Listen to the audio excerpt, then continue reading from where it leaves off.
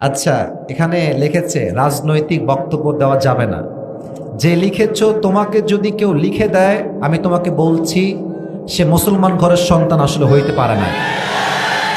এই জীবনের প্রথম আমি আমার মাহফিলে এরকম স্লিপ পাইলাম, বেটা দেশ কারো বাপের না, এখন দেশটা মুসলমানদের দেশ। এইসব বাটপারি আর কইরেন না, জনগণের মায়ের খাইলে বাঁচতে পারবেন না কিন্তু আপনারা। এটাকে আপনি আওয়ামী লীগের শাসনামল পাইছেন নাকি? মিনা পিঠায় হাত দিয়ে ফেলবে যুবক ভাইরা। রাজনৈতিক বক্তব্য দেওয়া যাবে না মানে?